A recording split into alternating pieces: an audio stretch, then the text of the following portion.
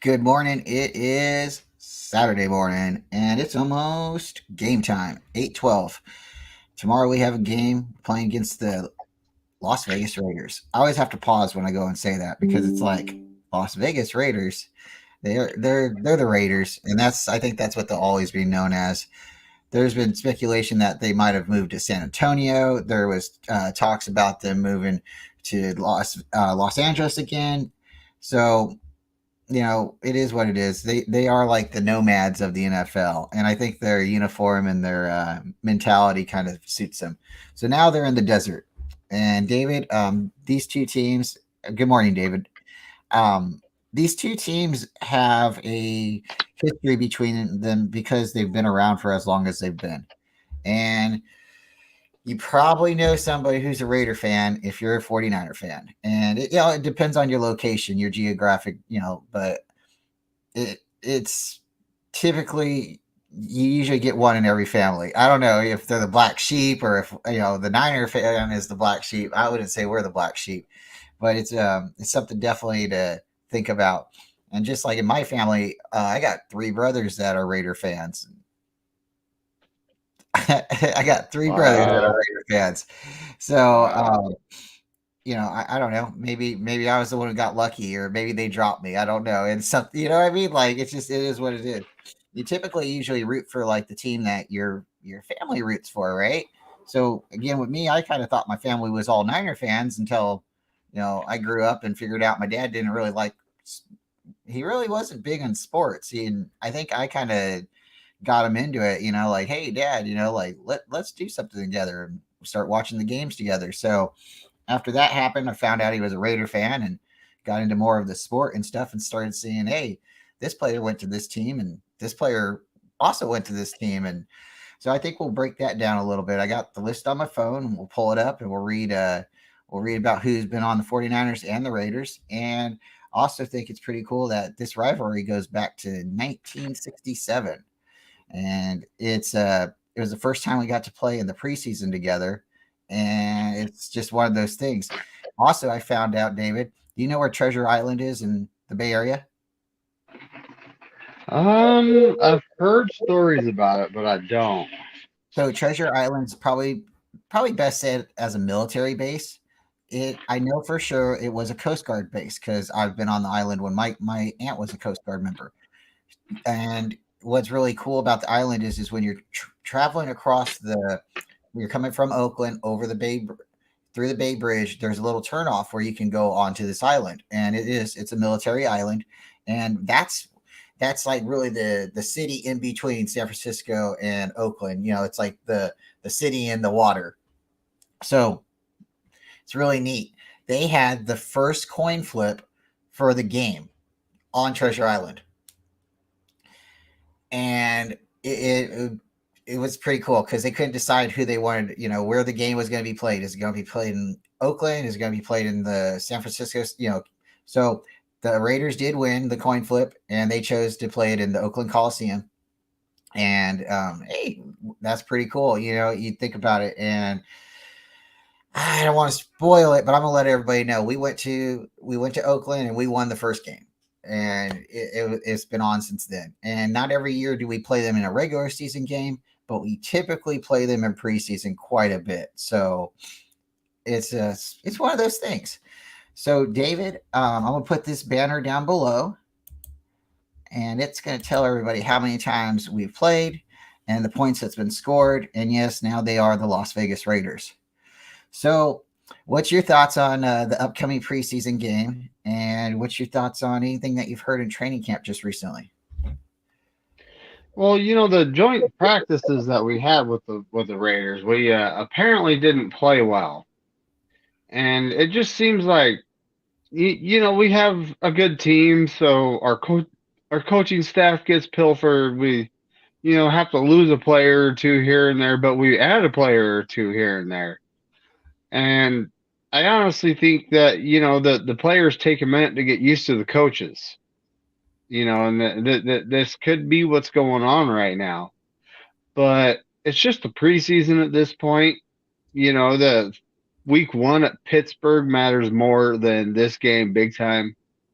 And I'm just hoping that win or lose against the Raiders, guys, just don't let Jimmy G make us look bad. Oh, jeez. He's definitely doing that. At least that's what the reports sound. I know that it says it's really hard for the reporters to see across the field and actually determine what's going on. But I guess there was a point where they put the guys in the middle of the field and they could see it a little bit better.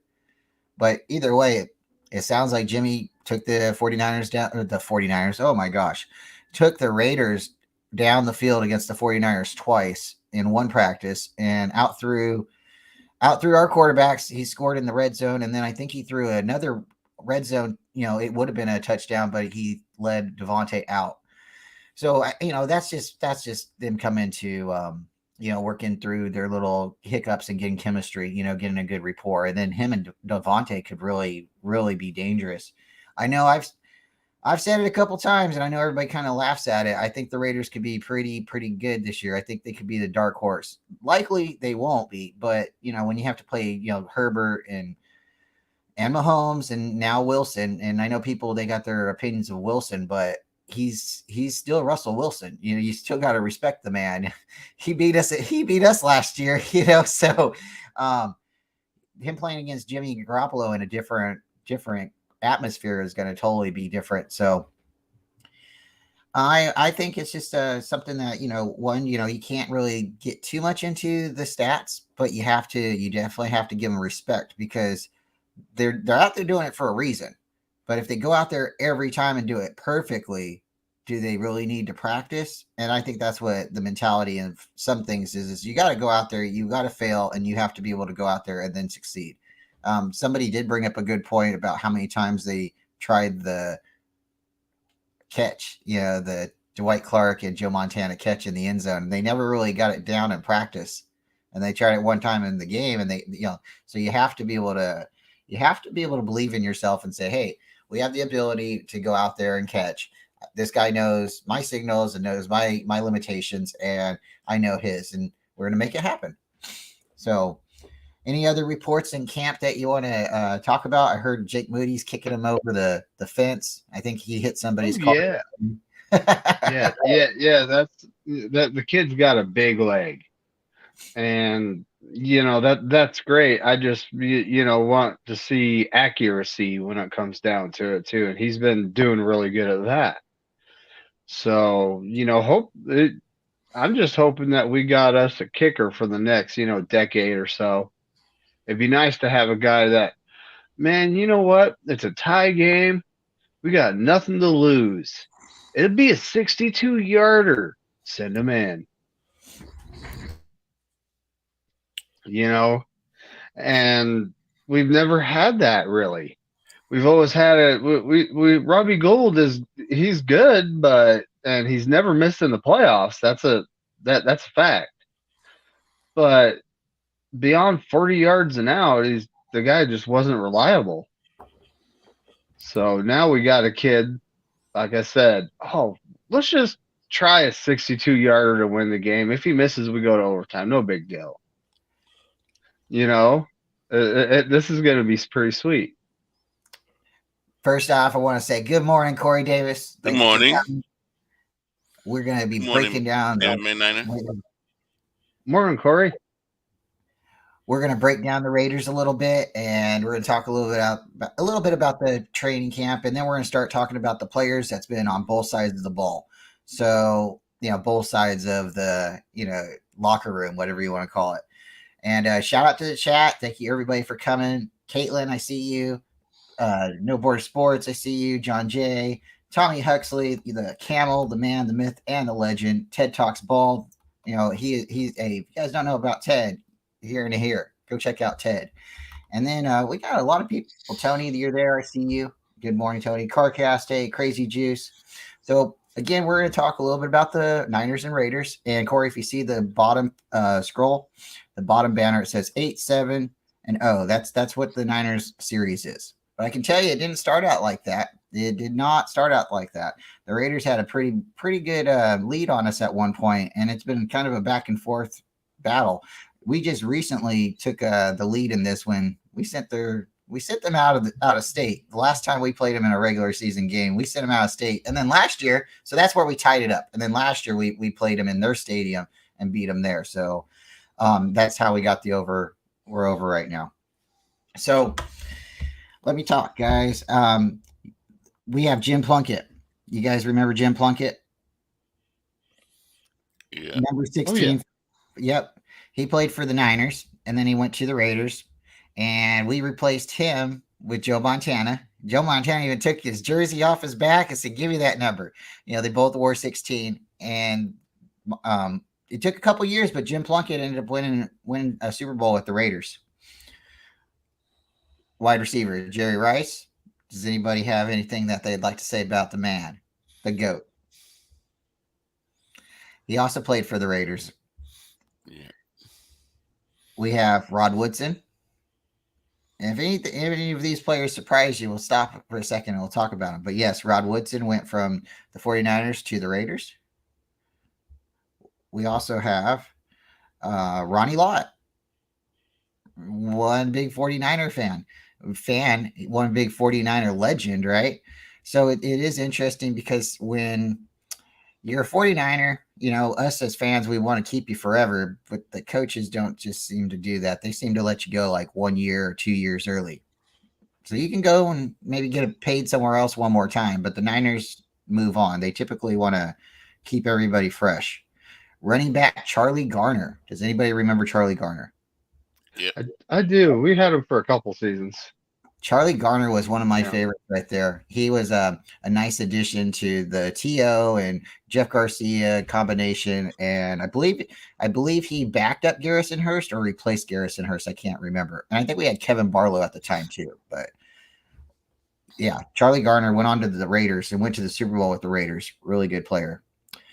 Now this one surprised me. I didn't know this one. Quarterback Nnamdi Asomugha. I didn't know he played for the Niners too, but he did in 2013. That's that one was surprising to me. I don't know every one of these players, but I got a good idea. Now this one, I think we all have an opinion on this one. The player, he's been around his career loaded with controversy, right? Linebacker Bill Romanowski. Yeah. Loaded with controversy, right? Oh. Bill Romanowski. He was mean. That's his thing. He's just mean. You know, it's not like he's a terrible person off the field, but you put him on the field, that guy's a total different beast.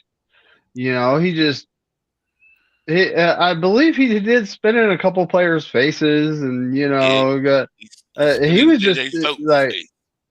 Yeah, when it comes to all time, I'm not sure where he's at on the mean list, but he's pretty high. He's been in Joe J.J. Stokes' face. Yep.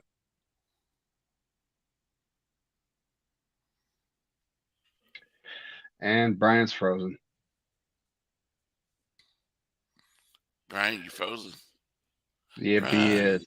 Oh. So what do you think is going to happen in the game with the Raiders here, Corey? I mean, we're not going to see our starters. You know, we're not. I don't know if they're going to play their starters. They might. You know. I think they are. Only one starter they're not going to play. I got to hook something up to my phone so it shuts up. I know one starter they're not going to play. Jimmy G. He ain't playing. All right, there we go. I was wishing he would play. But yeah, he's not. Well, you know, think about the injury risk with Jimmy. You know, the guy gets sneezed on, he's out 4 weeks. So it's like, you know, I wouldn't play him either if I was a coach. But he did tear it up in practice. But you know, I just don't think. I think our players, you know, we have a new defensive coordinator, and while the wide 9 system is still in place, the coverages he's going to be calling are going to be different than what we're used to seeing. So that's something, you know, our defensive backs are still getting used to it. hopefully by the time we start the season, everything's good to go and everyone's on the same page, and we can have that top 3 defense. I'm not bent on being number 1. That doesn't matter. If we're top 3, I'm happy. And if our offense is just able to sustain drives, put points on the boards, and keep the defense fresh, that would make for a great season. So I know Devontae Adams not gonna play because he hurt. When our players hurt him, when our defense players hurt him in practice. whoops. I'd be I actually surprised. didn't. I didn't hear anything about that. Do you know Yep. like what type of injury it is? No, I didn't hear what kind of injury. But I know they say he got laid out. He laid on the ground for a while and he walked up. It sounded like a leg injury, where they say he limped off the field. But I'm not sure. Okay, I think Brian's trying to send us a message. Oh, well, California has rolling blackouts and stuff like that, and he also has a youngin that likes to hit the reset button. But Which one was it, Bryant? Now I'm having that ghost again in my house that likes to mess with me when I'm, like I thought I got it fixed.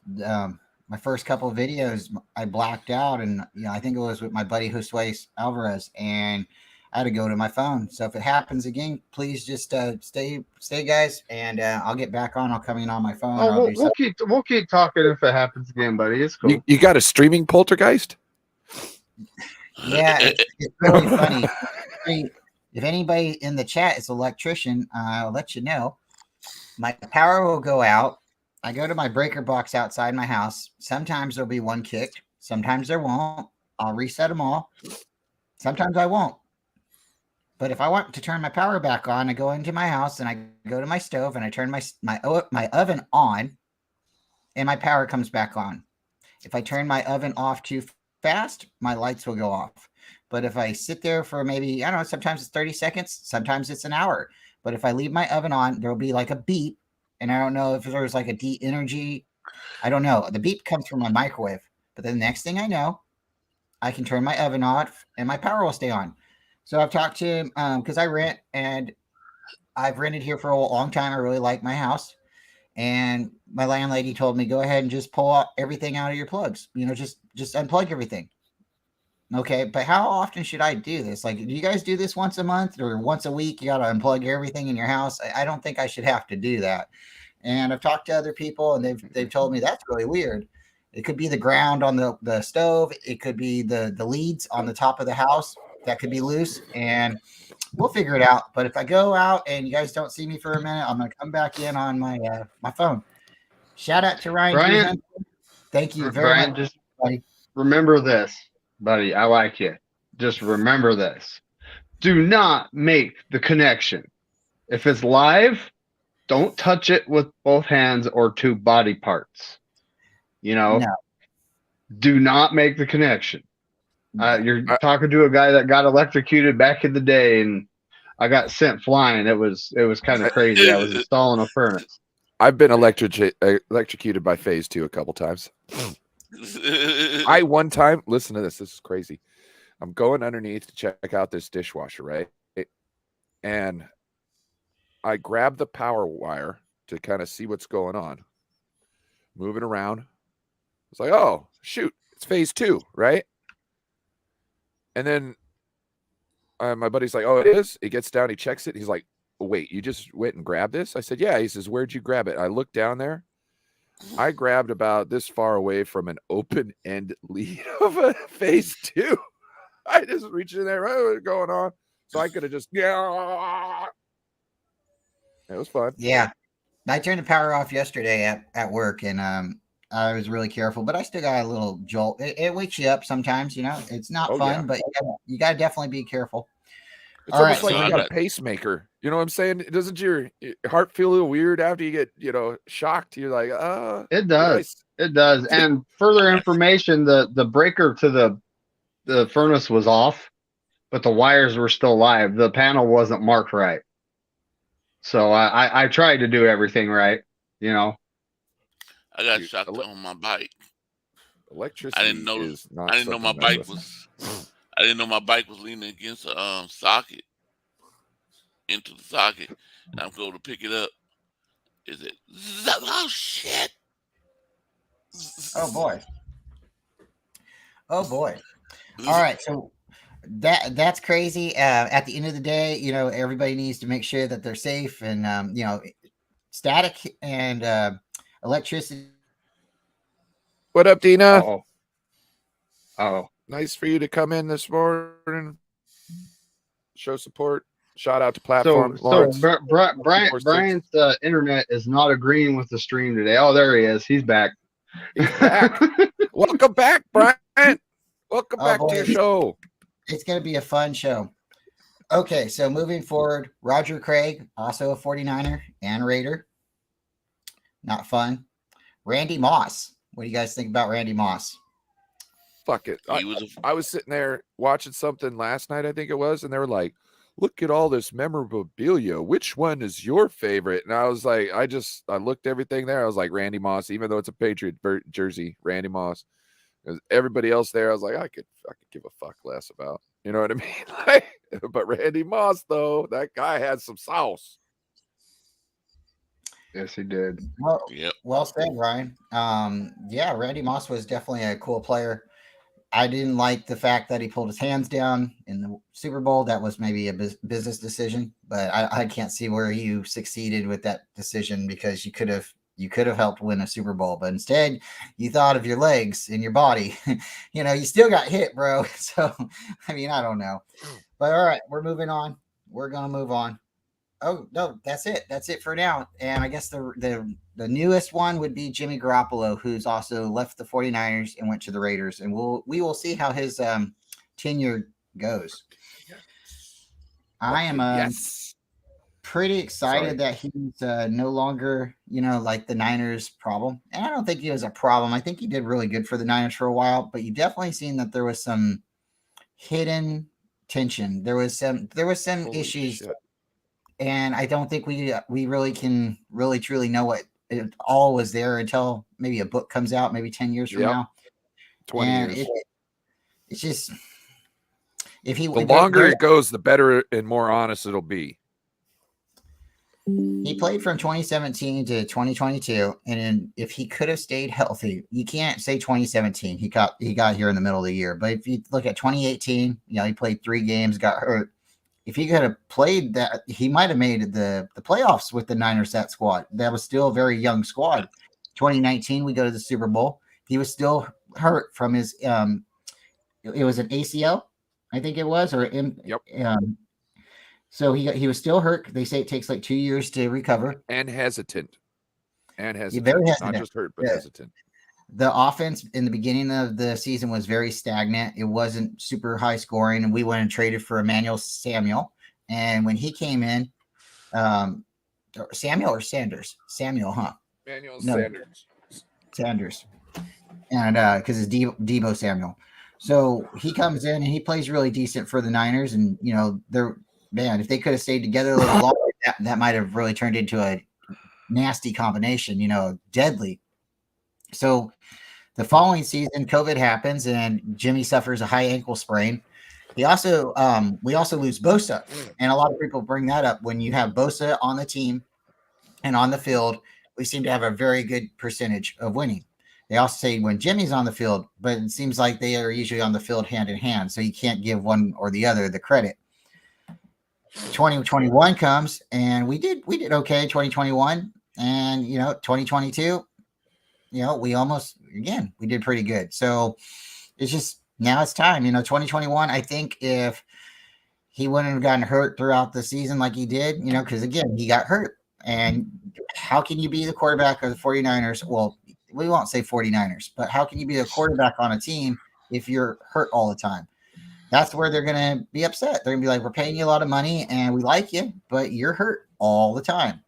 So hopefully him moving on, he can gain better footing. You know, somebody said the other day, and I thought it was really horrible, but it was kind of funny.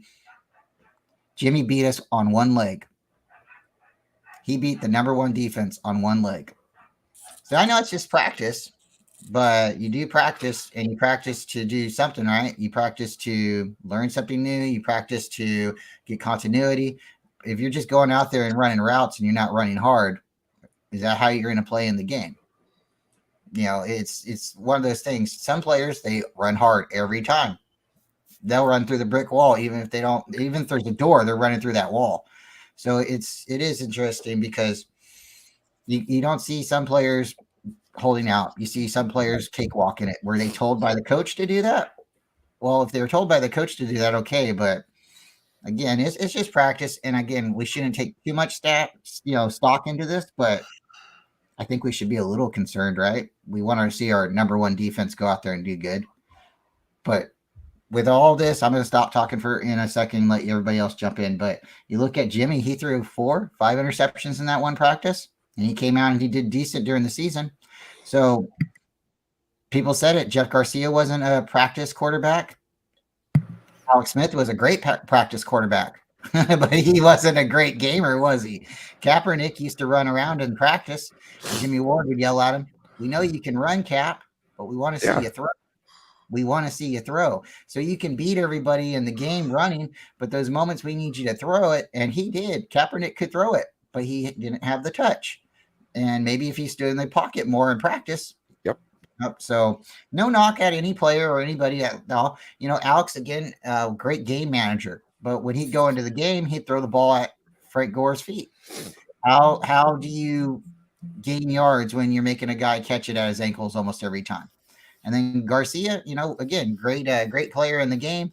He liked to get hit in the beginning of the game. And I don't know how smart that is now with CTE going on. But he would feel like, hey, first time I'm in the game, if I go and hit somebody, they hit me, it's like I'm alive. Now it's time to play some football. Hey, great. Warrior mentality, you want to get rough, but maybe don't tell people that so much out loud anymore. Maybe that's what players aren't doing now. Because again, you sound like you're a barbarian out there. People are going to be like, this guy's looking for a concussion. Wait, are you saying that you don't like to get punched in your face once in a while? Oh man, it just totally wakes me up. It brings the water to my eyes, and like next thing I know, I'm ready to go. Right? Let's go. No, I feel it. Even in practice and playing football in high school, you want to get out there and get some, hit somebody, or even if you get hit, it kind of knocks out the butterflies a little bit. But you don't. I don't know. I guess it's just about how you say it. So Rob Purdy said that. He said, I forgot what game it was. He took that big hit, everybody, and it's probably that second play in what game was that? Either the Tampa game or it was that like first play where he got, or the second play in Miami after he came in. Yeah, I think so. Where he just stood in there, threw the ball, and just got wrecked. He knew he was about to do it, but he just stood in there like second fucking play since he's been. You know what I'm saying? Second fucking play. He's already acted like Joe Montana. I will sacrifice myself for the rest of the good of the many. What do you think, David? What's your thoughts on the quarterback situation? Is Jimmy in a better place now? Do you think he'll be able to play more backyard football? Is he paired with a better coach? I am not saying our coach is bad, and I think our coach definitely give him some opportunities to win some games. If you think about it, we had an opportunity to win like 4 Super Bowls with Jimmy. That's actually really, really, really possible. We had that opportunity. He didn't get it done, but what do you think? Can Jimmy play better in the desert? Yeah, I honestly think Jimmy can, but at the same time, will he? The Raiders don't have all the weapons we have. They got rid of their tight end. They do have a really good running back and one really good receiver. Yeah. And when it comes to the Patriots, he was in the system Josh McDaniel runs for, years.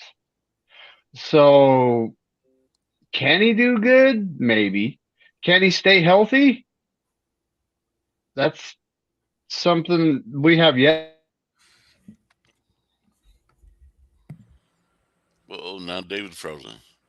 Oh yeah, we got some internet today. It's got to be the weather. So Can I yeah, talk on this real It quick? might be a system. go for it, Ryan.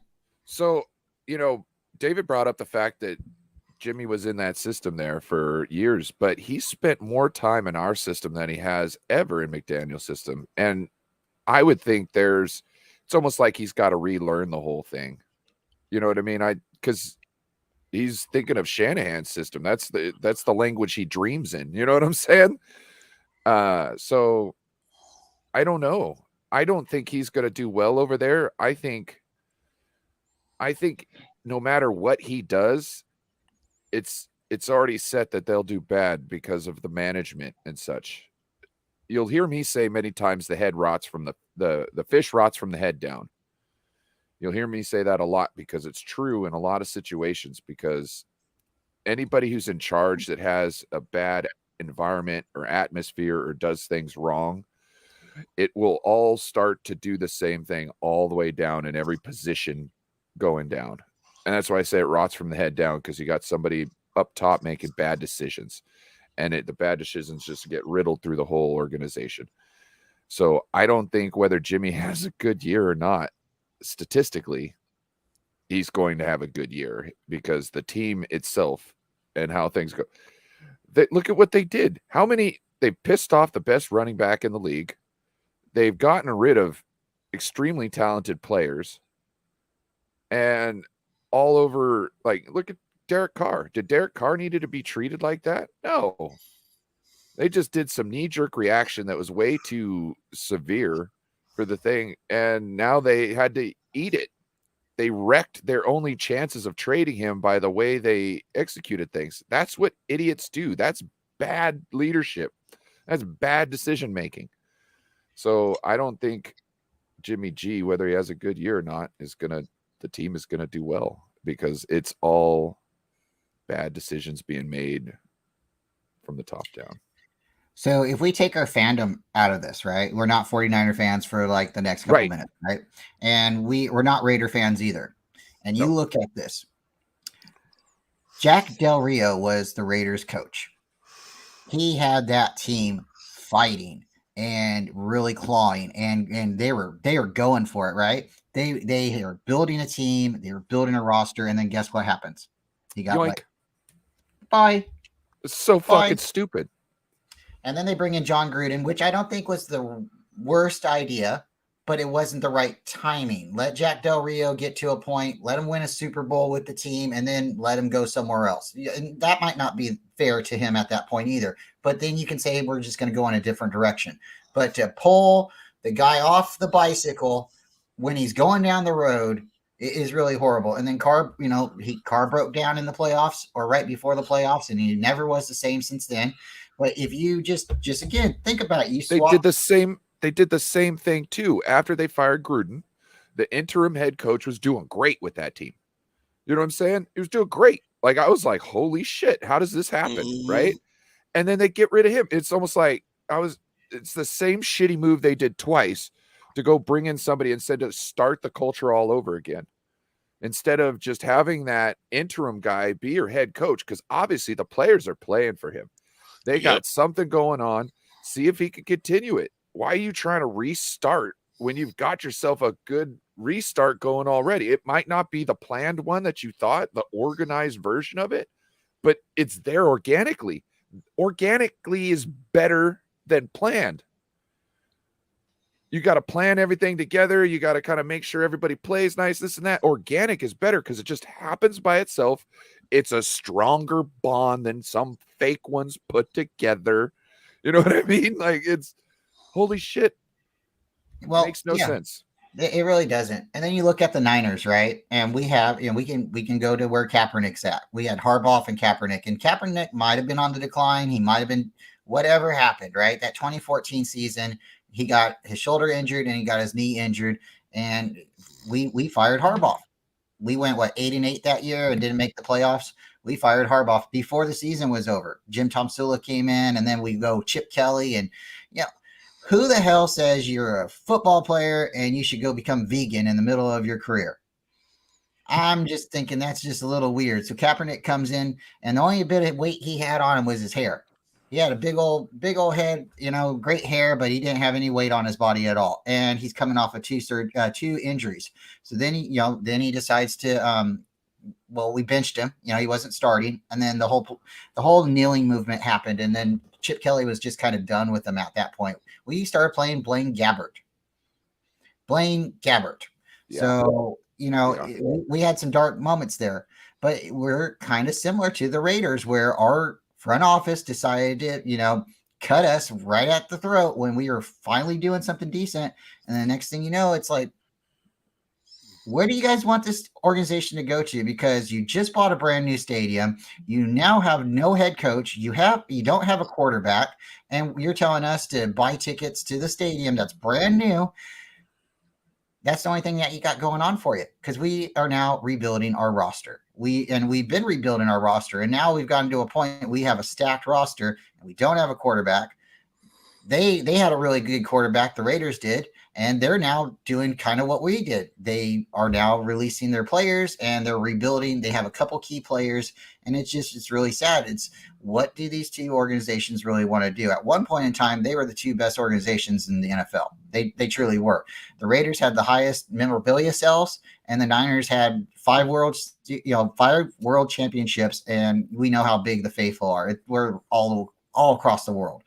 So, David, what are your thoughts? Are the Niners and the Raiders similar in that sense? Well, there are Raiders fans out where I live. Utah is a humongous mix of fan base. But when it comes down to it, there's a lot of Niners fans too. So is Raider Nation as big as the Empire? I really don't think so. Because when they travel, do they fill up a stadium like we do? I don't. I think they got the footprint, but they're not. They don't have the numbers. You know what I mean? Yeah. They've declined. They've declined a little bit, because I know true diehard Raider fans that died. Is Terradome backstage? Reborn. Thanks, Ryan. I didn't see that. Shout out to John V in the chat. Okay, so we'll bring in Terradome in a second. John J. I'm just thinking, like, you look at the Raiders, and we lost a lot of Raider fans. They became Seahawk fans. It kind of happened when that merge happened, and when the Raiders lost their Super Bowl, a lot of fans got mad at the organization then. So it's been about 20 years of Raider fans rooting for Seahawks. So let me bring in Terradome. Raiders fans root for Seahawks? Yep, I know Raider fans that became Seahawk fans, and they haven't went back because they're upset with the organization, the way Al Davis treated the fans, the way Al Davis just ran things. And when the Seahawks started winning, when they had when they had Holmgren up there, and yep, thank you, and Matt Hasselbeck and Sean Alexander, that's when the Seahawks started really putting up some numbers, and fans left. A lot of Raider fans left. My dad didn't. My dad wears Raider clothes today, and you can ask him how the Raiders are, and he says they're going to win. They're going to win the Super Bowl. That's how, I mean, what other answer do you give somebody? Oh no, we're going to be crappy this year. You don't want to talk like that. You don't want to have that. So, Terradome, what's your thoughts? We've been kind of going over the players that's went from the 49ers to the Raiders, or vice versa. We've had players like Bill Romanowski, Roger Craig, Ronnie Lott, Jim Plunkett, Charlie Garner, Jimmy Garoppolo. What's your thoughts? And that big one, number 80 from Mississippi Valley State, went over there as well. Yeah, I was hoping you'd catch that. I didn't want to drop the goat. And didn't Alden Smith win as well? Right? Yes. It gets a bit to a matter of convenience, because geographically it's close, and although it's our rivals, we got to think in terms of where these guys have planted roots and bought a house. You kind of want to go, and you don't want to uproot your kids, and because even though it's a player, you really got to understand and know that player's got a wife, he's got kids, they're in high school, they got friends and stuff like that. So sometimes they want to move somewhere geographically a little bit closer. I think that's that. Plus, that if you're good, your enemies respect you. You know what I mean? Yeah, So to yeah. go and you might be able to get paid like you want to get paid at somebody who's scared of you. You know what I'm saying? Yeah, somebody who knows you. Yeah. Raider fans can Kali? say what they wanted to, but you're creeping right across the bay. We're getting the same local news channels or whatever, and Yeah. they know what's over there in San Francisco as well as we know what's over there in Oakland. So sometimes it's going to happen where you trade up, and it's a destination. Knowing the great Al Davis back in the day, man, he knew you up and down before you even hit the trade market. He probably was, in Look at his Niners in and his Cowboys. lab. Yeah, We were stealing them. They were stealing They were ours. like, You know what I mean? It was like, yeah, I could that's use that guy. exactly. I know what that guy can do. I've seen not only is him. he not on their team, but he's on our team now too. That's the old Charles Haley flip, Yep. and Ken Norton Jr. Primetime Deion Sanders. Yeah, it happens. It's the NFL, but we make the most of it, and we continuously go. I can't hold a grudge because the guy's he's got to earn a living first and foremost, and if he can't do it here, I kind of, a lot of people have a second team, or a lot of people have a team in the AFC. My dad coming up, he was kind of crazy about the Raiders. We felt common ground, but we were in Virginia. It wasn't that visceral 49er Oakland rivalry. We weren't feeling it quite like that. It's just that, the Raiders would play on NBC, and, unless they reached the Super Bowl together, your team would never see one another. So you kind of checked out, and they wore that silver and black. And back in the 70s, guys, I got to tell you, man, the Raiders would scare the living hell out of you. Jack Tatum and Matuzak and Art Shell. Tatum was the Ronnie Lott of his time. Tatum, yeah, Ronnie Lott will tell you, I'm trying to be like Jack Tatum. I wore Jack Tatum pajamas when I went to high school. I wore number 32. I wanted to be like Tatum. And, John Madden was the coach, and Mark Van Egan and Dave Casper and those guys, they really had something going in the 70s, man. But, it's the Raiders. Hey, Corey, David, how you doing up there? Good. I know one player y'all forgot that went from the 49ers to the Raiders. Who you got? Navarro Bowman. Oh, yeah. Man, you forgot about Navarro. You're Can we right. get a bell? Can we get a bell? The trivia man would know. Yeah. Yeah, that's a good one. That's a really good one.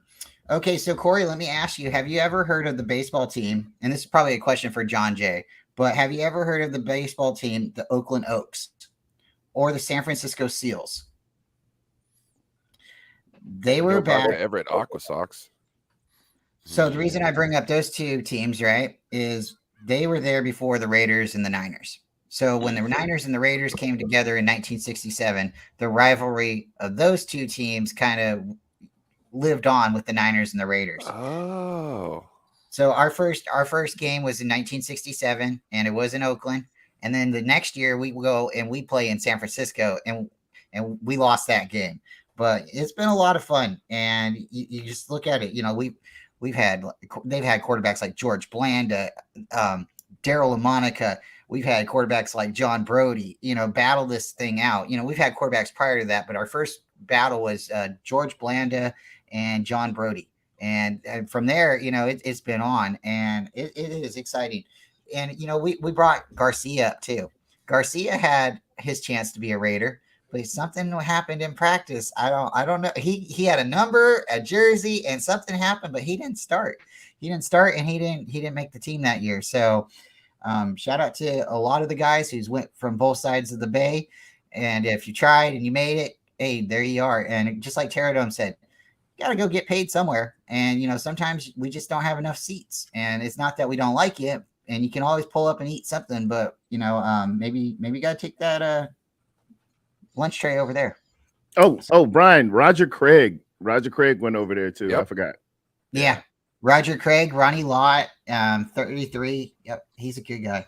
Real good player. He went and played for the Raiders. He was, I think he was 22 when he went to play for the Raiders. It was So- 20. Raiders is the 49ers retirement league. Mm. So yeah, I mean, I think this is a lot of fun. I really do.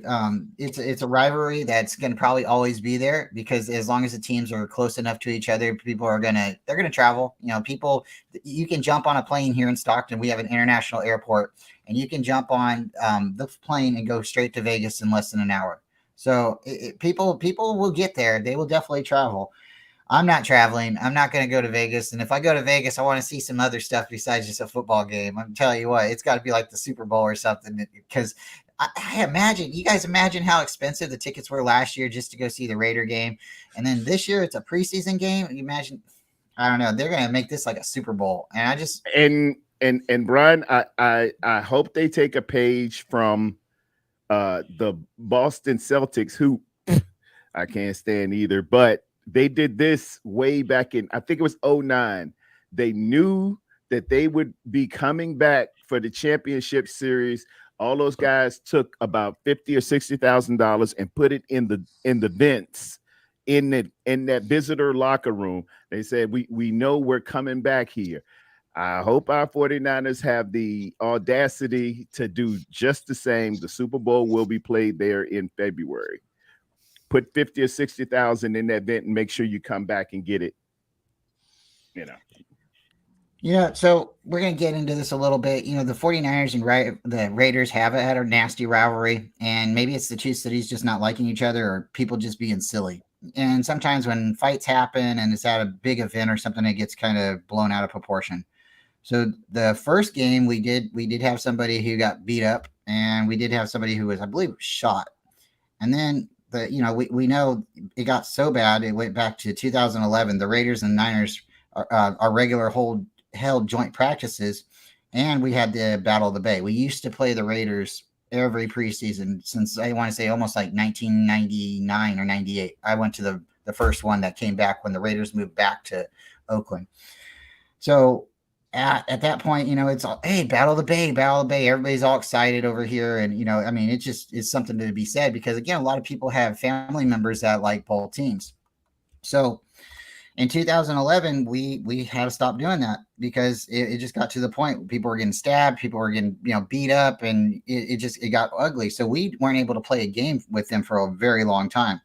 And, right before they left, we got to play a game with them again. And now maybe because it's so far away, they think that the people are going to maybe, I don't know, they're not going to drive to get into a fight, or maybe they are, or maybe they're going to think a little bit different when you have to stay the night in a jail in a different state. You might think about, so is it really worth it? Hey, F your team. Okay. F your team, F everyone's team, right? It's like, you guys remember that commercial, Make 7 Up yours? Make 7 up yours, right? Oh, I loved it. Loved it. Loved that commercial. I had the shirt. Yep. I had a friend in school, and I thought she was really awesome. She had a Make 7 Up shirt too. It was super green, and I love green. And I'm just like looking at her, and she's a tall girl, and I'm just like looking at her. I'm like, wow, you got something going on. You got everything going right for you. Confident. It's really about that, so you feel good, you look good, so that's one thing. Corey, what's your thoughts on the Battle of the Bay, and do you have any opinions on how bad it got, between the fan base? Oh yeah, it got bad. It used to be Oakland was a city that you didn't want to go through to. Yeah. Plus yes. It lets you know somebody. Yes.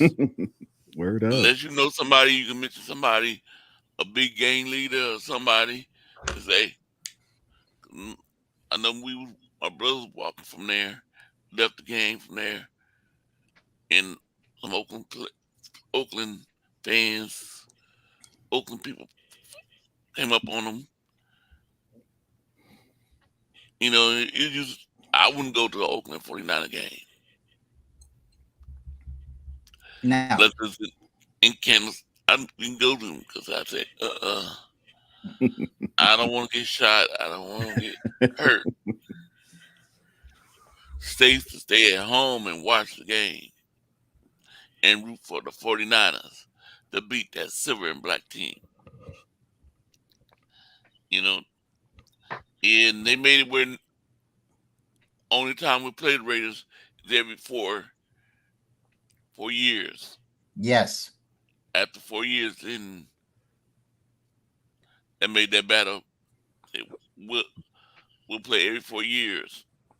So that's how when I bet my uncle, he's a Raider fan, we had this $5 and we hang it up on the wall and say, hey. So I said, I'm keeping this. How long I'm gonna keep this $5? Because it's gonna be 4 years before we play you again. In that battle, debating my uncle. Now, see, like you said, raw Raiders fans, not Raiders fans no more, Harley.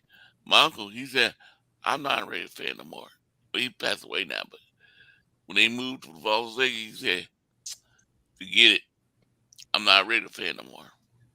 I said, why don't you come over and be the 49er? He said, no, I'm a Herbert fan. That's his name. That organization has played with the emotions of so many cities that they don't deserve it. They really don't deserve it. So 12-20, 1970, 49ers at Oakland. It was a 38-7 game. The Niners 38, right? The 1974, it's October 27th, 1974, Oakland 35 at San Francisco 24. 11-04-79, 1979, San Francisco 10 at Oakland 23. Okay, now we're getting into the fun years. 09, 12, so September 12th, 1982. Los Angeles 23, Los Angeles Raiders. And it's funny, it's just like the Rams, LAR. Los Angeles Raiders 23 at San Francisco 17. Then you look at the 1985 season. It's 09-22, so September 9th, 22, 1985. San Francisco 34 at Los Angeles Raiders 10. November 13th, 1988. We ran up in them that game. Yeah, there's been some points. So if you look at the bottom of the banner, we actually outscored them in all of the competitions. We've scored 362 points compared to 277. So I was doing the math. It's almost like we beat them by 12 points every time we win. So multiple scores. Okay, so now we're going to 11-13, 1988. It's going to be the Los Angeles Raiders 9 at San Francisco 3. Sound like a field goal game. Yeah. 09-29, 91. San Francisco 6, Los Angeles Raiders 12. Sounds like a field goal game. Yeah. 09. Lack of field goals, lack of kicking, kicking, one or the other. Gotta had a kicking game in the slobber knocker. Yep. 09, 05, 94. You guys know what 94 is, right? Yeah. Happened it. That 94 is the year we went to the Super Bowl. Super Bowl yeah. year. Yeah. I don't think So Los Angeles Raiders 14. San Francisco 49ers 44. Okay, so we didn't play them until 2000. Oakland Raiders. They did it, I think. 34 at San Francisco 28. And that was a win in overtime. So now we go to 11-03. I think that 2000 was the year they got Rice. 11-03-02. San Francisco 23, Oakland 20. Another overtime. But this time we got it. Okay, Oakland. It's in October 8th, 2006. Like what Corey's saying, it's starting to be every 4 years now. Oakland 20, and then San Francisco at San Francisco 34. Now Hey Brian, in that 94 game, the one we put up all those points, it was a Monday night game, and Jerry Rice broke he tied Jim Brown's record, and that's the night that he went over 101 touchdowns all time. I remember that very, very well. Yep. That's awesome. That's probably why we had such a big score in that game. It really, Oh yeah. Jerry was getting that ball. he was within two, and Al Michaels or whoever was on the cast that year.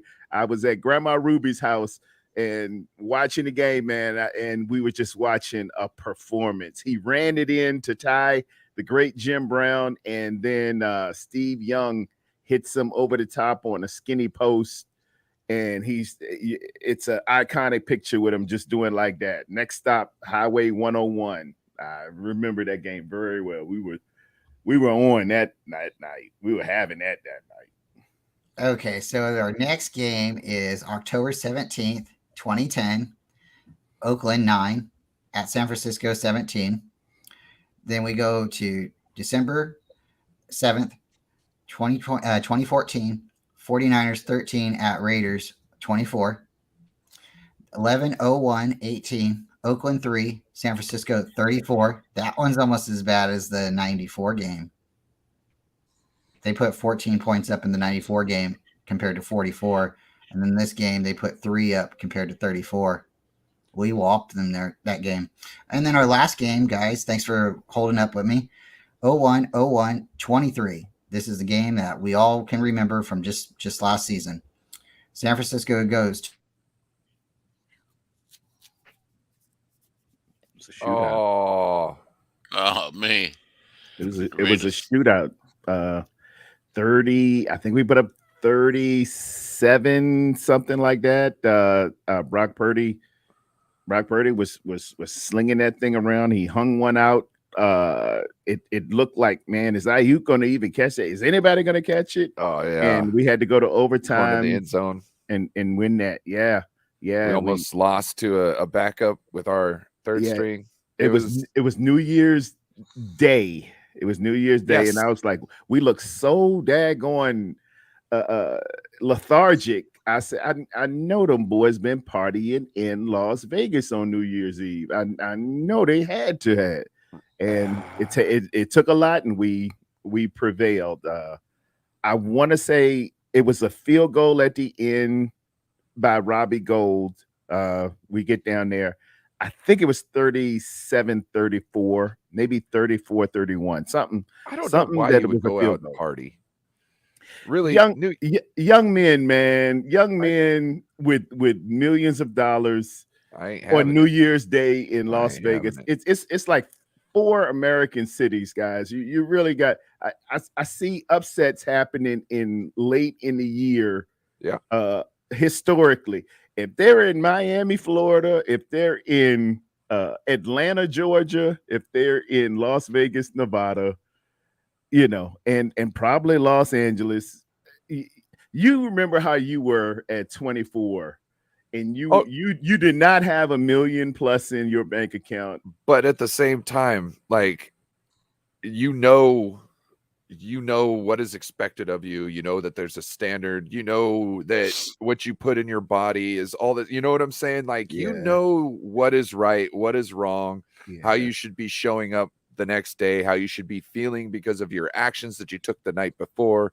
You know what I mean? Like, I'm not saying that I would have been 100% perfect, but to me, like, that is something that you as a player, it's like, look, quarterbacks, Kyler Murray having to do homework. Why is Kyler Murray having to do homework? Because every single good quarterback takes every single moment of their time during season trying to get better. Yes. And that's the same kind of thought you need when you're any kind of a player. And that also is your choices that you make daily. You know what I mean? You're 100% right, Ryan. I agree, but I know how I was. Right. I'm just saying. I always say I'm not what I used to be, but thank God I'm not what I was. And as Jay-Z said in his song, Lord, forgive me for my brash delivery, but I remember vividly what these streets did to me. I was a young man too. You're not saying anything. And that's me raising 4 boys, man. I know what y'all do, man. I invented it. I invented it. So I seen a video the other day, and it was like a Hispanic video because the guy comes out there all speaking Spanish. He's telling his dad, "Hey, I'm gonna go out and get some Heinas." You know what I'm saying? And he's talking, and his dad's like, "Yeah, get one for me with the fat ass, right?" And then the daughter comes out and is like, "Hey, Dad, I'm going to a study group." He's like, "Get the hell out of here, man! Get back in the house." He's like, "Study group, my ass." And she's like, "But he gets to go out and get bitches." He's like, "Yeah." You gotta stay inside. You can't be one of those bitches for somebody else's son. I guess no I was judgment, laughing my ass off. fellas. We've all been there. And if you have daughters, you know how it is. You know, the boys will be boys, Right. And, you know, my girl. No, not my baby. You're standing. Cover up. You're wearing some stuff, and you're going to Bible study with Dad tonight. I know Yeah. my daughter right, is strong-willed like me, so that's gonna be a battle trying to tell her no on things like that. I'm gonna try though. Okay, guys. Sorry again. Internet's not the best for me today. I'm gonna have to. I don't know, but we have the last game, and it was the 49ers last year. San Francisco went into Las Vegas 37-34. It was an overtime game, and we won. And it's really neat. We've had 3 overtime games, and 8 almost it's 8 and 7, so that's 15 appearances, 15 games now, and it's a lot of fun. So if you are able to watch the game this weekend, definitely any way you can watch it, listen to it on the radio, try to watch it on the phone if you can, or check the updates for the scores. Preseason doesn't tell everything. Brian, a lot of field goal games in that. How did you used to feel about Sebastian Janikowski? I know you like the kickers. Oh, Tell yeah. me how you felt about him as a kicker. So Sebastian Janikowski came out right about the time when I started getting into actually being able to play football. And my dad was a little bit scared for me, because not scared, but I'm not the biggest guy in the world, and I still am not. Apprehensive. My dad's like looking at me, and my mom's only like 5'2", 5'3" if she's standing on a good day, right? And I'm maybe 5'8" if it's a good day. I'm maybe 5'7" most of the time, maybe 5'6". It depends. My wife says don't slouch. I try to stand up straight, but I keep telling my wife, it's okay. You're taller than me. I like that. I love you. I like you, right? And she just smiles, but she's like, no, if you stand up straighter, you're not taller. I'm tall. You're taller than me, Bryant. And I'm like, okay. So when Janikowski was drafted by the Raiders, my dad thought it was extremely cool, and he thought, hey, this guy he got a big leg. And from there, he started telling me, Bryant, you should try to be a kicker. You should try to be a kicker. Wow. And I'm like, why, Dad? He's like, well, one, they get paid. They go to practice. They're part of the team.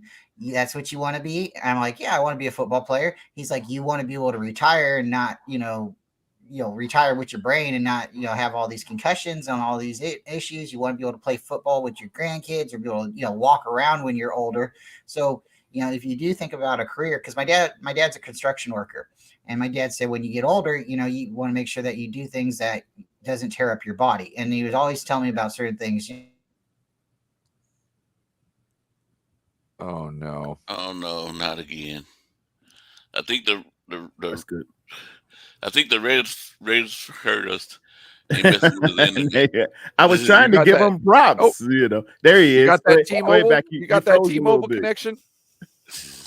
Oh man, if it happens again, I'm gonna have to go ahead and just jump on my phone, guys. But no, I really like Janikowski. I thought it was neat that the Raiders went and drafted him, and then he was on the team for such a long period of time. Then he went up there to Seattle, and I was just, oh man, now I gotta kind of really root against him, because when he was with the Raiders, it was one thing. It's like, okay, they're in a different conference. It's okay to kind of keep your eye out and be like, yeah, he made it, and you're not rooting for him, but you're not really rooting against him. I tell you, there's been several years, Terradome, I took that man in fantasy football. He's been on my team for several years, and He's consistent. There He was a was a boomer. point in time where he had some substance abuse and stuff like that. I'm not gonna walk in every man's shoes, but I can definitely say, when he was on the field, I enjoyed watching him play. But yeah, again, you can't. Some players can go out and party, and nothing happens. What was to his him, but DOC? he was playing with ecstasy, I think. Wow. Oh, he was getting freaky with ladies. Wow. Okay, Yeah, he was out there. he's trying to feel colors. It's yeah, he was having a problem. Jimi Hendrix. He was having a problem, and it is a Raider kind of why? thing. I'm not gonna say it's just the Raiders, but we know Kenny Stabler. He used to this go out and stink. party the night before. Yeah, he'd go party the night before, and then the next day come in and he'd go win the game, and you'd be like, "Are you hungover?" He's like, "I'm not hung up yet." And from some stories I've heard, there's a reason why they called him the Snake. Just saying. You know Frank Sinatra, right? Oh yeah, yeah. I saw an interview of his ex-wife, and she said Frank was all about 110 pounds, and it was 10 pounds of Frank, 100 pounds of Frank. There it is. I was like, There are some legends out there, ladies and gentlemen. I was like, whoa, okay. Because he wasn't a big guy. He had a hog. He had himself a hog. But he it happens. And see, that's what's upsetting. Callie Young, I mean, I love you, Callie, but I went when my internet started acting this way. Me and Tony, we both do shows, and she didn't want to be freezing on her thing either. So I'm not sure if it's the time of day that I'm streaming out here, and I got other people maybe going live at the same time. I don't know, but I'm hardwired, and we went and got the better internet. I upgraded. I'm like, everything started working better. Today's like the first day that's been really kind of glitching on me for a long time. So I'm gonna try. It happens, Brian. My wife, she decided she retired, and now she wanted an office just like me. And man, it'd be draining on it sometimes, and it happens, man. It's par for the course. And those who haven't gone through, like the NFL, there are only two types: the humble and those who will soon be humbled. It's gonna happen. You amongst friends, man. We got your back. We got your back. You know I got you. Corey, what's your thoughts on Janikowski? I see you over there. Mm-hmm. I was like, when they drafted him, they drafted kicker. The first pick. Oh my goodness, couldn't believe it. My brother was like mad. He's like, why they go for a kicker? Why did they draft a kicker? What's wrong with it? And my uncles and everybody was like, why? All the Raiders fans was like, why we go for a kicker? But then, then they fell in love with him when he making them field goals, plus he like the 50-yarders. Then they like, oh, I see why. So same thing like we was doing. Jake Moody start making them. We gonna be like, we love Jake Moody. He's the dude. He can do no wrong. I plan on seeing tomorrow. My original prediction was Jimmy G's going to throw a lot of picks in practice, but it worked out different. I think we're going to see the reason why we drafted Jake Moody 3rd round tomorrow. I got a feeling he's coming into play. I think they're going to make sure, they're going to stage it. They're going to, for whatever reason, it's either going to come down to right at halftime or somewhere they're gonna set it up for him. They could be on the way to scoring a touchdown. I don't think they're gonna hold up, but they're gonna get it right there, and I got a good feeling about it.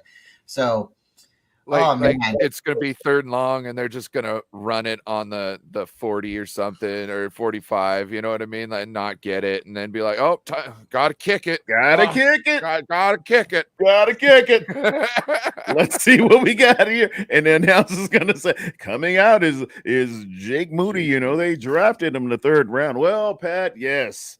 And from my understanding, he likes pretzels and some other things. And oh my goodness, look at that leg. Look at the leg on that. Just He could have made that from the 40 on the opposing side. yeah, that was Okay. good from Reno. Let me get everybody's thoughts. You know, because we all came here to hear the kicker competition, right? It's all about a kicker battle, right? So is Zane Gonzalez going to play tomorrow? What do you guys think? We'll start with David. I honestly think Zane Gonzalez is not going to play tomorrow. Or you know what? Maybe they will, just for the fact of trade bait, Yeah. right? That's true. They really could. And So- before you move on, you know, do you think if he doesn't play tomorrow's game, would he play the following game? And they give like each kicker their own game. Yep. They might just give each kicker their own half. I mean, we're going to have to see how this all plays out. So Or at maybe this Zane point, does I'm the just close ones hoping I and- get it on TV. I'm gonna look at, you know, subscriptions this year because I'm sick of not having 49er games. YouTube. Sick of, you know, the Broncos. And well, I've actually read a lot of reviews on YouTube, and it's mixed. The YouTube Well, no, they've TV got thing, the- it's mixed. It's not YouTube TV, but you get the Sunday package, so you can get all the games. You get that through YouTube. So you gotta get YouTube Okay. and then that, and then you have every game. As far as I I know, already have YouTube Premium, so I'll look into that. Maybe I get a discount from having YouTube Premium. there was one. I didn't have the money to do it, and I'm sure you did, but you didn't know about it. But back, I don't know, a couple of months ago, if you had bought the package, you'd save money. Mm. It was like, hey, if you buy it right Yeah. now, you'll save a certain amount of money. Yeah, So- I think they got that for you could save like $50 if you subscribe now, and it's different. I think it's going to be on the NFL Network, if I'm not mistaken. If you have that on satellite TV, I graded down after they left the NFL package, and I was going to just go with the YouTube package. But I know the NFL Network did an outstanding job of showing every preseason game. I could go back and tape on the DVR and see, you know, because, you know, I do want to see other people around the league and people I, you know, might have wanted to draft, and, you know, upcoming foes like a Pittsburgh, like a New York, like somebody else. I try to do some really good scouting to see, you know, who we're going to be up against and what players I was interested in. I think we should have took DeJuan Jones, but you know, there's the NFL Network still does a great job of it, and I think they're going to have that one on tomorrow. Callie Young is saying tomorrow game is on NFL Network. So, you know, tune in, and, you know, if not, the San Francisco 49er fan base, I got to say, they will make a way some way on Facebook, or somehow we get to see 49er games. I'm not going to bust anybody out. Amen. Glory to God that y'all are really good. Y'all have your watch Doing the party. Lord's work, right? Amen. Just you know, like the people that sell the hot dogs with bacon wrapped around it at all the concerts and shows. That's the gospel is for everyone. And they make sure you can somehow you can get it, you know. If you're gonna Same. shout this, if you're gonna shout it out like that, hey, you want a tamale? Have you ever seen the places at the store? Buy a Come on, tamale. man. Bro, Go ahead. every once Go in a ahead. while, out of the middle of nowhere, when I'm hungry or something, all of a sudden there's tamales around, and I'm like, this is the shit. Whoever came up with the, you know what I mean? Like, I don't know what it is, but every once in a while, like, I'm in a certain I remember one day I'm throwing beer, right? I'm throwing beer at this sketchy ass convenience store, and there's a hair salon next door, and all of a sudden the ladies from the hair salon pull up, and one of goes, "Hey, you want tamales?" I was like, Yeah. I was like, I ain't got no cash. And she just went in, she charged it on the scan machine, charged me some, like, I think I got 5 tamales, $1 a piece. You know what I'm saying? I'm out there just like, Deal. just sucking down tamales. Like, this is amazing. So, Corey, what's your thoughts on the kicker competition? How do you think they're going to split it up? Do you think there is a kicker competition? And is he just trade bait? What do you think? I think they're gonna split it up. I think they might get the first half to Jay Moody, and they might get a second half to Gonzalez, or they might do like you other things you said. They might like say, okay, Moody did a show game, then the next game against Denver, it'll be Gonzalez, That's true. and then I don't know how they would do the third game. Yeah, Yeah, they might I- be in that split. That's a good point. I got a good feeling about it. Ryan, what's your thoughts? And we'll go to teardown, and then we'll go somewhere else. I don't think there's any real reason to just play just Jake Moody when you have both of them on the team. Trade bait, yes, maybe not. I would think that most teams are secure with the people they got, unless Gonzalez like really kills it at some point in time. You know what I mean? And Jake Moody's firing, on all cylinders. That's the only way I see them. We really trading him. I think we just cut him. But what I see is the 49ers, you got to see what you got, but also you might not want to, if you're keeping Jake Moody, you might not want to put everything on tape for people to see until the start of the season. You might want to let people know, hey, he's got range, but you might not want to do it from every angle, from every position. If somebody can see something that they think they can take advantage of, that's just more things you put on tape for somebody to be able to dissect. So to me, I suggest you use them both equally, and try and figure out what you actually got. I like it. Teardown, what do you think? It's been competitive. I'd have to say the edge will always go to the guy that you drafted higher.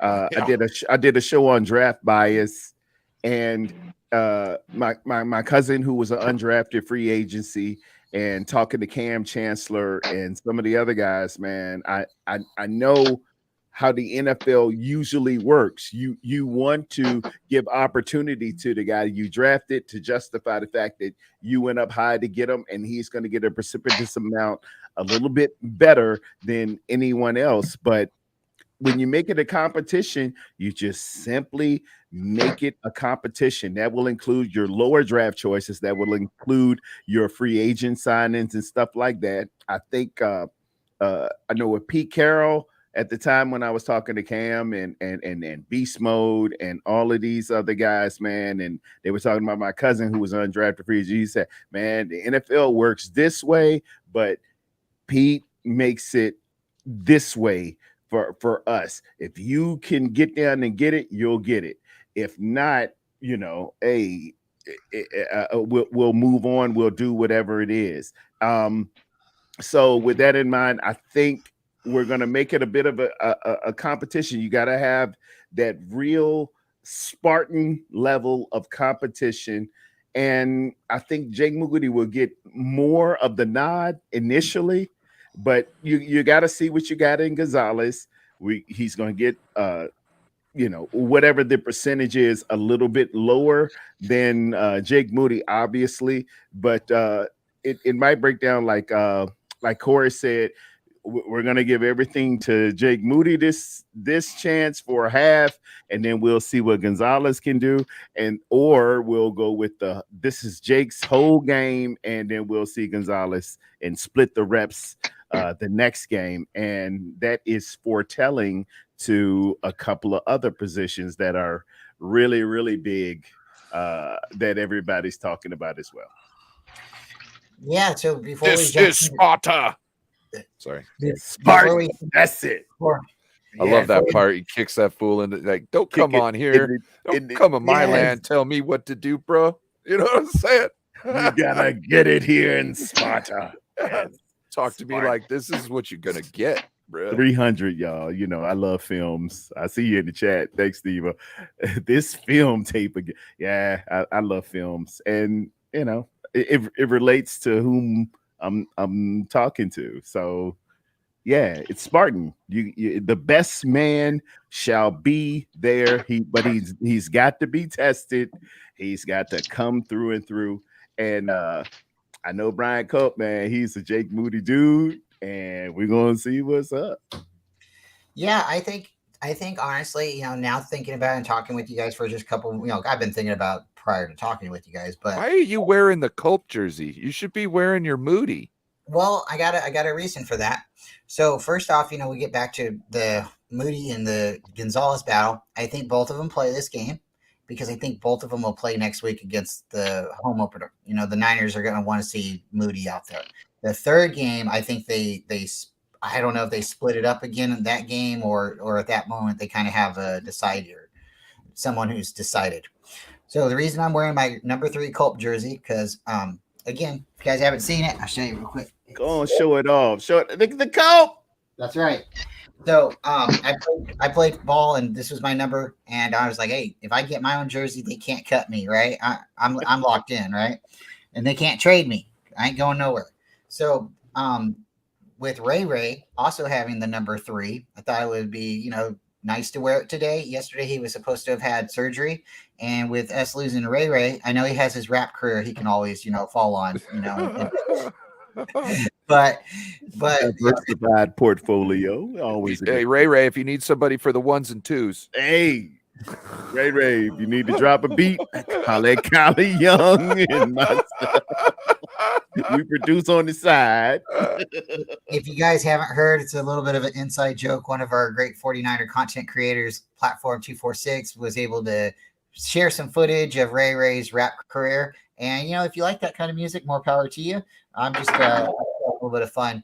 But he broke his wrist. And with that, we have some opportunities for some other guys to get into it. And I'm gonna tell you guys right at the beginning, I like Ronnie Bell.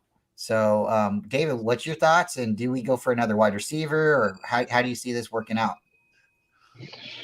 I don't see us going for another wide receiver because we have, right now I believe we have Snead and Ronnie Bell on the roster. Tay Martin, we have, we have guys that have been around us for a season or two and a rookie. I just don't see us going for another receiver. But what happens with the 49ers guys? A guy gets injured, he loses his job. So now here we are. Ray's injured. So this is Ronnie Bell's time to step up and become that guy. Ray, when it comes to speed, he's quick, but we have Danny Gray. So there are several guys that can replace him on the roster right now. And he's injured, so we don't know what's going to happen, and we don't know if the Niners are actually going to bring him back or if they're going to rehab his injury and send him down the road. I honestly thought he had about a 50-50 shot of making the squad, considering the group of wide receivers trying to make the roster, and the fact that I believe we have 4 guys that are currently locked in. Yeah. Great point. How many did we keep last year, David? 6? I believe we initially kept 5, but then they added 6. They added Snead after the season started, so we had 6. Okay. Corey, what do you think? What do you think is going to happen with Ray? Obviously, injured reserve, but how do you think that's going to shape out our wide receiver room? Well, I'm looking. I said this last night. Danny Gray needs to step up. I haven't heard nothing about him all this practice all season. I haven't heard how he's doing, what he's doing in training camp. So he needs to step up. So I'm looking for him to step up in Ray's spot.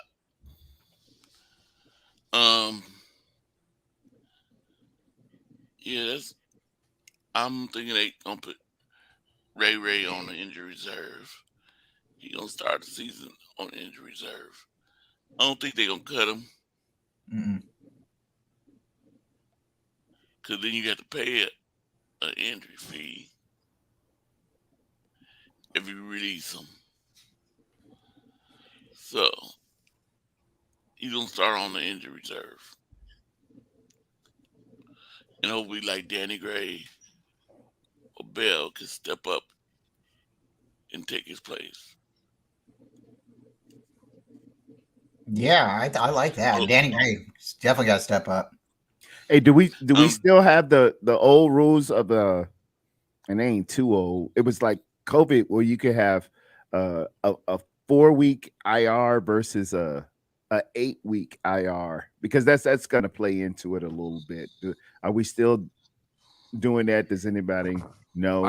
I think I think that Kyle said it was probably going to be 8 weeks anyways. So I don't think there's a chance that we even get to utilize a 4-week if there is. You know what I mean? Okay. Well, with that being said, if he's out 8, it obviously opens the door for one of the, we'll call them bubble guys, not just besmirching or bemoaning their efforts or their talent, but you know who the first 3 were going to be, and we're looking to keep 5 or 6. So whoever you think is the inside track guy, I personally think it's Ronnie Bell. Ronnie Bell, he's been, from my reports, fielding punts as well as kickoffs, and that was more along the lines of what Ray does. So I think he's got the inside track. And plus, I seen him make a sick catch on somebody's Twitter feed, man, which is also, it's like a one-handed one in the corner of the end zone. And we've been having our issues with drops. And hey, man, back in my day, Coach Jarvis at Henrico High School, he didn't even want to say, if you had a cough, he didn't want to see a cough drop on his field. So when you're sure-handed and you can catch it, it matters greatly. Everybody knows who they are. So I think that I don't like injuries. I wish injuries on anybody, but I think this put us in a great situation. Now we get to I'm thinking we're going to ride with 5 into the season with obviously Ray on IR. You know what I mean? So that'll make 6 coming through somewhere halfway in the season. You know what I mean? Somewhere around there. Which I think is great. Would come back, get a fresh body. You know what I mean? It's his wrists, not his legs.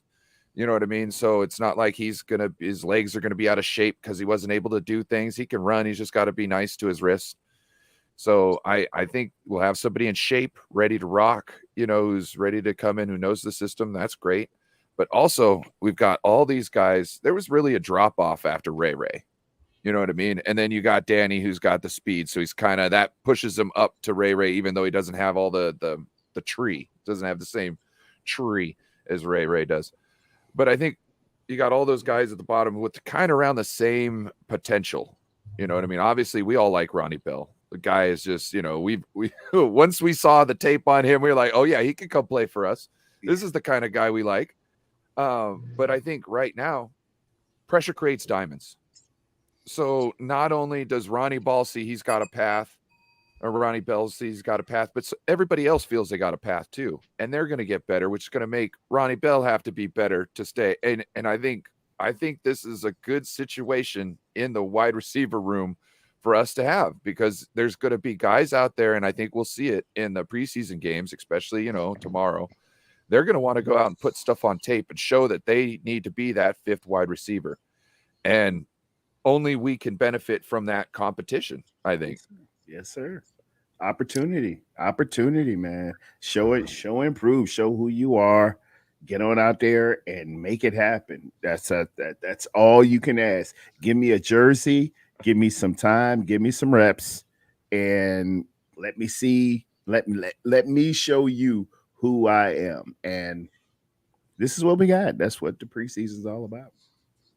And I don't think we should favor anybody more than anybody else on name. We just talent, put it out on the field, let us see it. And at the end, when the dust settles, we'll know who's the guy. Oh yeah. Well, one thing when you look at like wide receivers and you look at, we'll throw tight ends and running backs in the same category. When you look at certain players, you have your bell cow, you have your your guy who can get around the corner, your slant guy, your deep threat. You have your guy who can catch, right? Who's got hands. It doesn't matter. He's just got the best hands. So sometimes when you're going through these positions, you're like, okay, this guy's going to be my bruiser. I already have one. I don't need another bruiser. I need a closer. So then you start looking and you're like, I got two really good bruisers. Which one do I really? And I think sometimes that's where we lose talent, because sometimes you don't want to have a bunch of 6'4" or 6'5" wide receivers out there. You want one that's, maybe like 5'9" or 5'10" that actually can get underneath somebody. I'm not saying that's what we're doing. I'm just throwing out, an idea, because different players play positions differently and you can scheme different people open in certain areas. So is it right to say, oh, we need, 5 different guys in a boat? Well, if all 5 guys can do something different in the boat, then they are definitely needed. If you have 5 guys that can only run the same route, it's not really, so, I mean, I look at it like we've had a lot of guys that can run deep, like Trent Sherfield last year. That dude took off down the field, and we let him go. Why? Because we have a Danny Gray.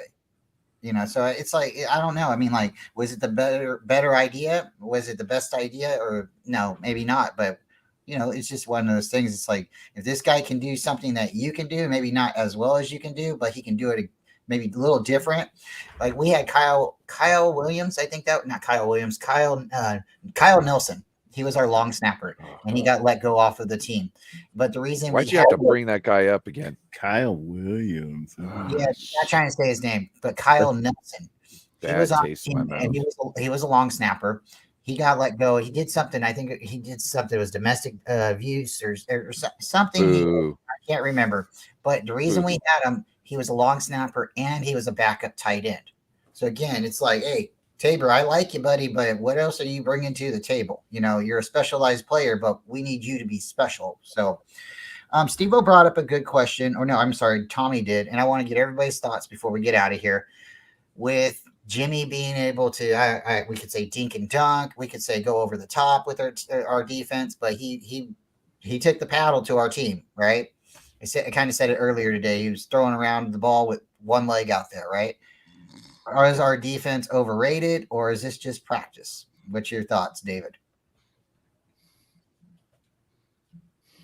We're going to come back to David. We're going to go to Corey. Corey, what's your thoughts on the defense? David, you're back. I'm just cooking breakfast. But thoughts on what? The defense? Yes, is the defense at this time overrated the way Jimmy practiced versus us? I really don't think so, because that we don't have Nick Bosa, and a lot of guys are just getting in the swing of things, right? Mm-hmm. So, and on top of that, Steve Wilks is going to be calling different coverages, and our defensive backs are going to have to adjust to that. So at this point, it's all in the learning stages, and they need to get to the point, early in the season where we can win some games.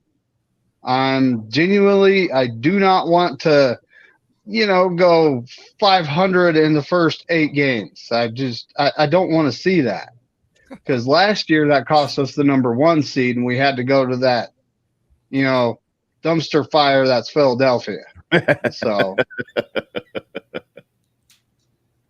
it is true that you want that number 1 seed, and you don't want to go to the vet. Oh, it's not the vet anymore. What's it? The Lincoln Financial, or whatever they're calling it this year. It's so different. I know we look at, ironically we were talking about Oakland, but that vet, man, is nationally known, and it's been like that, fellas, for a long time. I've seen them boo Santa Claus and throw snowballs at him. I've seen them boo Beyonce. I've seen them cheer. How are you going to boo the Queen? Man, they booed. And when Michael Irvin was down, an iconic player, a Hall of Famer, he was down on the field, man, and they were cheering that he was he was paralyzed for a minute, man. and they were just they really have a different element. Oakland Raider fans are just they Oakland Raider fans, and you can understand the black hole is the black hole, but man, I wouldn't take my wife or my mother to the vet, man, to Lincoln Financial. They're very, very they're nasty folks. They're nasty folks. And not all of them. It's obviously some Philadelphia Eagles fans who are okay, and you can talk to them. But man, they got a different nastiness with them. I've just heard and seen too much. They're very different. I think it's being the second city to New York. On the East Coast here, you got New York, you got Boston, then you go through Philly, and then to DC, down to Richmond, and things of that nature. They feel second city. They feel very bastard child, and they can be really, really nasty and visceral, man. And that turf they used to play on. Saying they got little careers. dick energy. You can go ahead and fill in the blanks. There's not much to fill. There's a lot of blank and not much to fill. They pause. Well, it is what it is. They are really. That's why they were so excited for Big Dick Nick. You don't remember, right? That's because they got the little dick. I'm telling you, we figured it out. Thank you. We figured it out. We can all go home now. Found the secret to the issue. Well, it's something it's very funny, everybody in the locker room if you haven't, okay. But one thing, you always want to be able to be in the locker room and feel comfortable. Finally had one. Take it, looking at you, but you probably are non-discreet. Somebody might see it, and hey, but if your locker room's nicknaming you something like that, all I can say is kind of embrace it, right? Why are they going to run around and say something that is not true, right? So, put up Randy. Randy said I see him. No, if you're in the chat, you're in the chat. Okay? We're keeping it as polite and morning friendly as possible. Thank you, Randy, for blessing us, raising us with your presence. Randy. It's not fun for some people, and if you suffer that, I'm sorry. Prosthetics. I've been told there's stretches and there's things you can do at weights, but I'm not sure. You'll have to consult your local doctor and go from there. I'm sorry. But hey, guys, it's almost been an hour. We are going to probably end just a little bit early here. We're going to go around the round here and tell everybody, hey, where you can find us. We are going to probably be back on tomorrow. Everyone's welcome to come back. We like you coming. Drop your questions in the chat. We do appreciate you. I'm going to do something, and sometimes it's karma out there, and you don't do it because you want somebody to do it back for you. You just want to do something good for somebody. But if you don't tell people, then they don't know what you're doing, right? So I'm doing it right now. It's going in the comments. Check it out at 10 o'clock. In just a few minutes, we got a buddy who's going on, and he'll have a channel. If you don't mind going and hitting the like button, if you want to do a raid and say from Bryant Culp, smash the like button, everybody, and make sure you subscribe to Forever Faithful podcast. That'd be kind of cool. I wasn't able to join the show last night on Ryan's channel, but I seen Joe was going live, and I was like, hey, maybe we can get him a couple likes. And yeah, it was a lot of fun. So I was trying to help. I don't think you guys went to her channel though. I did. Yeah, you got to hit up her channel too, though. Yeah, I didn't realize that was what was happening until it was almost gone. I went back, seen her thing. I was like, oh, she only got 3 views. I was like, oh, that sucks. I definitely made sure I got in there. Saijin was in there, and who else was in there? We had another guy. I think Steve-O was there. Me and Steve-O was there. So shout out to Steve-O. And yes, it's always fun when you're in another enemy's territory, fan base comments, and you're rolling the chat. I mean, I think we're the only people in there for a while. They got a Seahawk fan in there at the end, but shout out to Joe Stevens too. If you guys don't know about him, he's a cool guy. Go check his channel out, subscribe. He's Shout probably out one to of the Bryant and Tony for getting him that Culp Cup. it's we really just wanted to do something fun for him. But no, go check his channel out. He's one of the better Seahawk content creators out there. He's very underrated, and yeah, I appreciate it, David. He has a show on Thursdays with me. Check us out. Ryan, we're gonna get to you, okay? David is going to tell us about his channel. You guys know we do a show on Mondays, but David this week is going to have a guest. And David, go ahead and tell us about what's going on your show. So on Wednesday at 7 p.m. Pacific Standard Time, we will be having Damian Lee on the Culpa McNiner show on my channel. Of course, Niners coast to coast Monday night. And if y'all miss the Ladies of the Empire on Saturdays, you're really missing out on Tony Culp. What time is that? 5 p.m. Pacific. Corey Davis, what do you got going on, buddy? Well, today it's relaxed, but Sunday I'm gonna have a reward show. Who rewards? We getting prizes? No, results. Sorry, our results show. But this person that won the whole trivia, he's a winner, and it's not the man over there. He didn't win this time. Sorry, David. Somebody took your spot. Sweet. Wow. And dethroned. Somebody did good. Dude, somebody tied. Did good on the last one. They tied with David. First, I thought they were going to beat David. I was like, uh-oh. And then,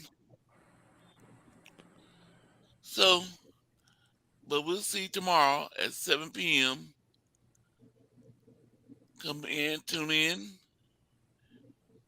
And Brian, remember, see if your wife can send me her answers. Okay. So I can tally hers up.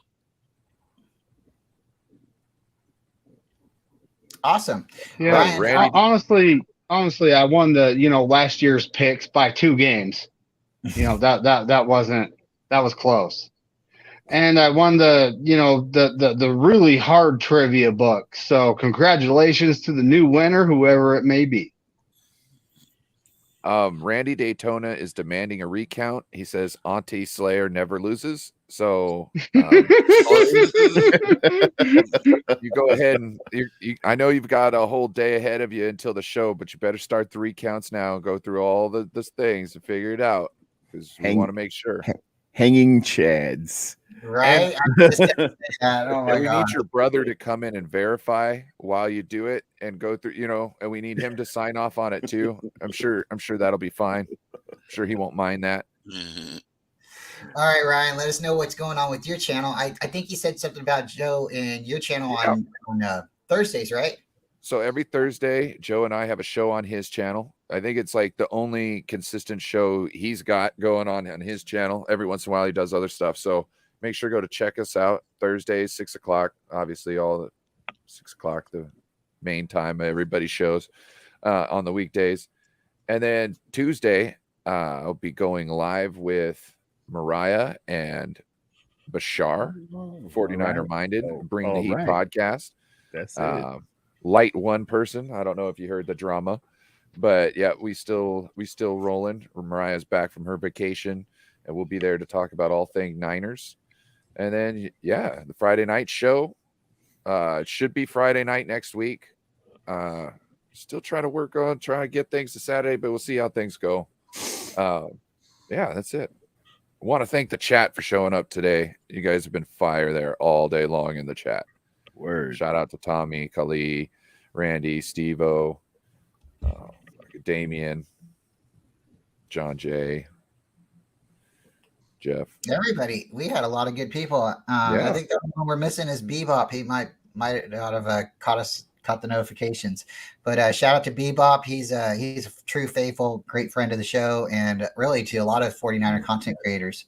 Yes. Terry Down, Deanna, yeah, John Deanna's V. awesome. She's John V. Everybody in the Carcast. chat. So, Mr. Terradome, would you tell us a little bit about what's going on with your channel? I started seeing you're going live a little bit more and more in the mornings, and I got to tell you, your show is really blowing up. You are getting a lot of people in your shows every morning, and it's starting to turn into something I'd like to see you almost do every morning, but I know schedules have to be something. Thank you. God bless you, man. God bless you. And I thank you for your support in every single person within the range of my voice and that are on right now, man. Y'all are just incredible guys. I'm scheduling right now Tuesdays and Thursdays at 10 Eastern, which is probably very early for y'all on the West Coast. That's 7 for you guys on the West Coast, 0700 for you civilians. And it's the Terradome. We talk about faith, family, football, films, and everything under the sun. You know, I recommend stuff on TV to watch or on Netflix or stuff streaming, as well as a philosophy for, you know, how I have discertained things for my several years of being on this earth. And you know, whatever you need, whether it's relationship wise or prayerfully wise, man, people go through things. And shout out right now to the Hawaiian folks in Maui. It's been some really tumultuous things go on in there with the wildfires. It looks almost like a war zone. So we're praying for them as well. Right now it's Tuesdays and Thursdays at 10. And as I see fit, as God moves me, we will convene and do a few more things. Shout out to the folks in the chat, particularly my man. I call them Golden Domers. Those my A1s from day one. Kali Young, Cope, Dave, Bebop, Cardcast. I see them on and then some family members, you know, you can book them all the time you want to. They'll just drop by and just say, oh, my mom's like, oh baby, you doing your thing out here, and look at you on the TV. And it's a wonderful show, man. I just I let you know what's going on in my dome, the Terror Dome, and you know, we chop it up. And I want to hear from everybody and anybody who loves the 49ers, faith, family, football, philosophy. We got King Mufasa in the chat. King Mufasa. Hey, He's awesome.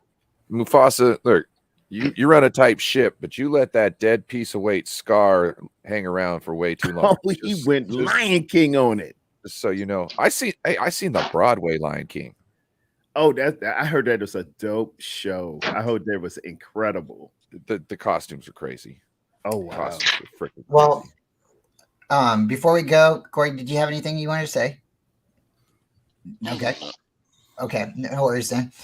Real quick, What's the recipe for your secret chicken? My secret chicken? Your secret chicken, Corey? Corey's secret chicken. Yeah. The hot chicken. Oh, I do. Well, you start with Carl. Corey ain't giving up the recipe. I do want to say one more thing. I didn't get to say my thing about Jimmy G. How I feel he's gonna do the season. Yeah. I think, and my gut feeling, I think he's gonna have a good season. My gut feeling saying that he's gonna have a good season with the Raiders. and On he's the gonna be like looking Raiders. at he's gonna be looking at us saying, "You fool should have kept me." He's gonna Yeah, be pointing at Cal. I just had this gut feeling.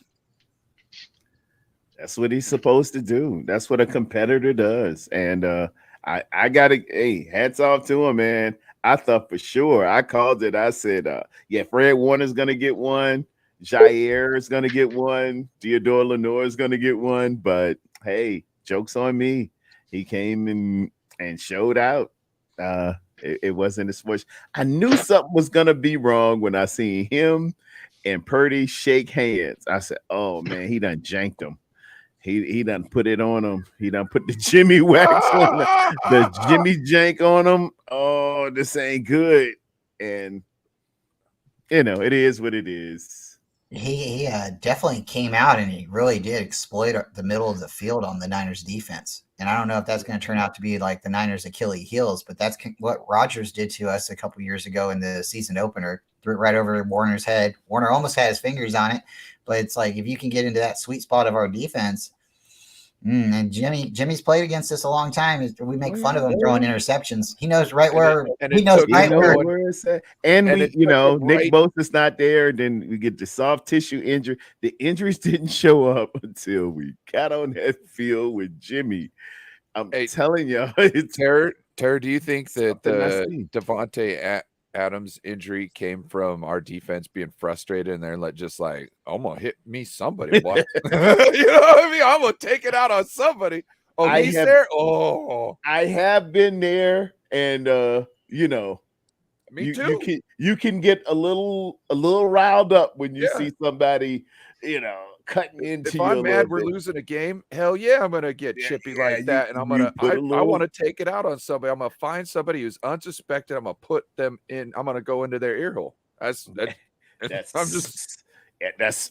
football, y'all. Yep. The only way it's not like basketball where a superior athlete can't be touched. Football, hockey, and everybody boxing. I got to lessen the competitive nature of it with my physicality. That's all I'm saying. That's my gift. And this guy's gift is 6'4", running a 4.3, catching all over everything. I have to do what I have to do to bring this competitive thing closer.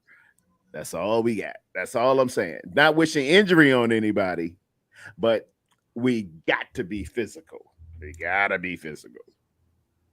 Guys, closing thoughts. Real quick. First off, thank you all for coming. Really appreciate you. Please check out Brandon Forever Faithful podcast. He'll be starting here soon. Tell him I sent you. Make sure you hit the like. I think he'll get a kick out of that. We'll do a raid on his channel real quick. But before, it's one of those things like we let Jimmy go because he couldn't stay healthy. He couldn't get us over the top. And if that happens with the Raiders, oh Lord help us, please. Right.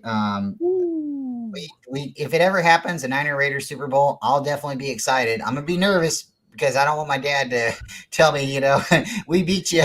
It's been like 40 years since the Raiders have been able to win a Super Bowl. So they've been there, but they haven't won one. So, but real quick, thank you again for coming. You build friendships and relationships through this kind of thing. And real quick, I know he didn't ask me to do it, but I did it. And I did it because I wanted to be cool. And I haven't got into it yet, but I'm looking forward to this. I'm going to get some free time. So if you have an opportunity to become a friend, you don't have to pay for anything to be a friend, but just showing somebody, you appreciate them and doing the right thing. I had a couple extra bucks in my pocket. I recommend you guys go check out this.